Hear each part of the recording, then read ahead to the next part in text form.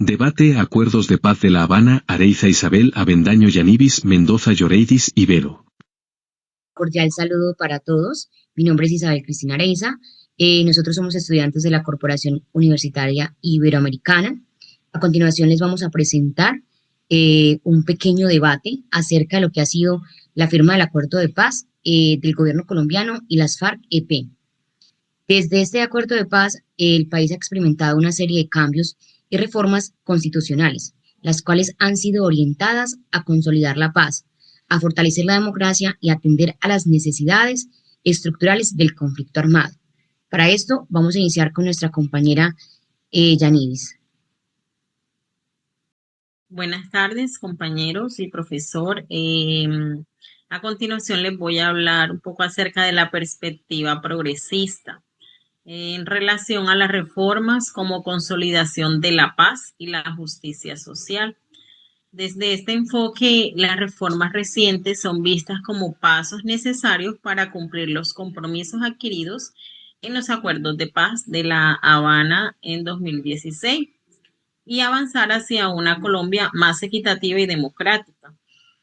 La implementación del acuerdo final hace referencia a reformas como el acto legislativo del 2017 del Sistema Integral de Verdad, Justicia, Reparación y la creación de la JEP, que hace referencia a la Jurisdicción Especial para la Paz. Estos son fundamentales para garantizar justicia transicional y reparación a las víctimas. También tenemos que hacer referencia a la inclusión política, en donde se destaca la reforma que permitió la creación de las 6 circunscripciones transitorias especiales de la paz, que dieron voz política a regiones históricamente marginadas y afectadas por el conflicto armado. La reforma rural y los derechos sociales. En algunas de estas reformas han buscado fortalecer el acceso a la tierra, la participación ciudadana y el desarrollo rural e integral. Pilares desde el punto de vista de uno de los acuerdos de paz. Podemos concluir que estas reformas son vistas como herramientas para cerrar brechas históricas, fortalecer el Estado de Derecho y evitar el surgimiento del conflicto. Tenemos que hacer o citar o hacer referencia a García Romero, quien reconoce que el acuerdo de paz implicó una transformación institucional profunda, especialmente en justicia transicional y participación política y reforma rural. Y también a Estrada Álvarez, quien comenta que el acuerdo de paz es visto como una oportunidad histórica para transformar las estructuras excluyentes del Estado colombiano.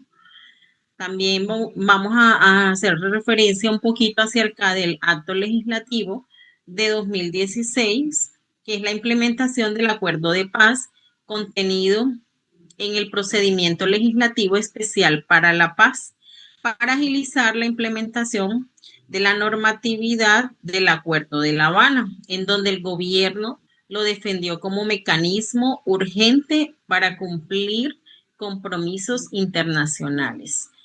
A continuación lo voy a dejar con mi compañera Lloreidis Mendoza. Bueno, les hablaré desde la perspectiva de la sociedad civil. Hay 4 puntos claves. Primero tenemos la participación ciudadana, que es fundamental que la sociedad civil esté incluida en el proceso de la reforma para así asegurar que reflejen las necesidades del pueblo. Como punto 2 tenemos los derechos humanos. Debemos evaluar cómo estas reformas afectan los derechos humanos y la justicia social en nuestro país. Como punto 3 tenemos el impacto social. Las reformas tienen consecuencias directas en comunidades, especialmente en términos de equidad y acceso a servicios. Como punto 4 tenemos la transparencia y rendición de cuentas. Es vital que el gobierno rinda cuentas sobre la implementación de esta reforma. Bueno, concluimos que la participación activa de la sociedad civil es fundamental y sumamente importante para garantizar que las reformas sean justas y equitativas. Los dejo ahora con la compañera Isabel Cristina. Bueno, gracias compañeras. Ahora vamos a mirarlo desde un punto de vista de las víctimas. En esto vamos a tener en cuenta varios puntitos. Uno de los primeros es que desde la perspectiva de las víctimas, eso se centra en una reparación integral, de verdad, justicia y una participación activa de las víctimas. Vamos a mirar una justicia transicional.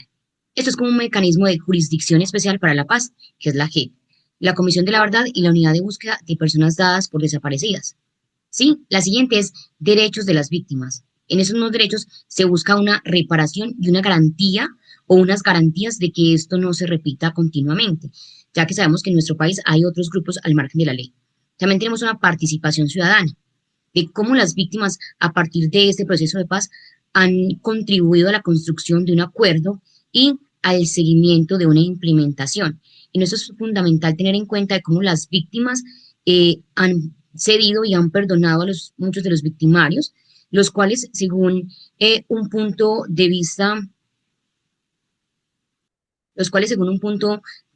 más conservador, han sido premiados y han tenido muchas más oportunidades que las víctimas. Esto lo encontramos en varios puntos.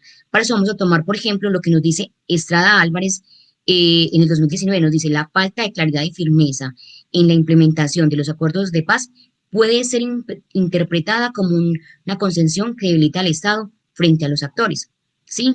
Esto lo vemos en la ambigüedad de la implementación de los acuerdos del proceso de paz en Colombia. ¿Sí? También podemos encontrar de cómo la impunidad se ve disfrazada de justicia. ¿Sí? Esto debido a que no se ha cumplido lo que se le ha prometido a muchas de las víctimas, ¿sí? Y que sobre todo los victimarios han tenido penas muy leves con referencia a los crímenes graves que ellos cometieron, lo cual se ve visto y se envía un mensaje como de impunidad.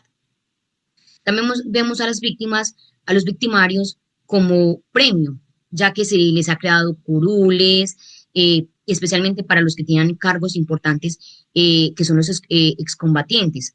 También vemos como las zonas afectadas del conflicto no participan y no tienen esos mismos beneficios que sí tienen ellos, lo cual muestra una perspectiva peligrosa, ¿sí? Para ambos actores armados. También vemos una vista muy ascética, ¿sí? O una crítica a este acuerdo de paz, lo cual se argumenta en las recientes reformas que ven al Estado como debilitado, premiando a los grupos al margen de la ley. También vemos un riesgo muy importante, que es un riesgo de desinstitucionalización. Esto se mete en las reformas siendo precedentes para futuras negociaciones con otros grupos armados, lo cual debilita el principio de justicia. Esto es supremamente importante, ya que el mensaje que se envía a nuestro país y a los actos armados es que van a tener las mismas premiaciones o que pueden lograr o exigir lo que ya se les ha dado a otros grupos al margen de la ley. ¿Sí? Esto también lo vemos como una estrategia de implementación, según García Romero. La estrategia de implementación del acuerdo de paz, al privilegiar la rapidez sobre el consenso, debilitó su legitimidad ante sectores importantes de la sociedad. ¿Listo? Y para concluir, vamos a sacar como un pequeño resumen o conclusión de esto que estamos aportando.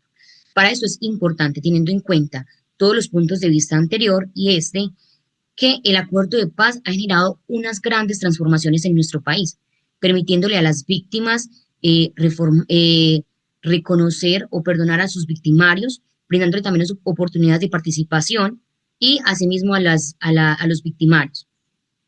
También es importante tener en cuenta el impacto que depende de la implementación efectiva de lo que se ha llegado a los acuerdos que se han llegado en este proceso de paz, el consenso social y el fortalecimiento de la institución.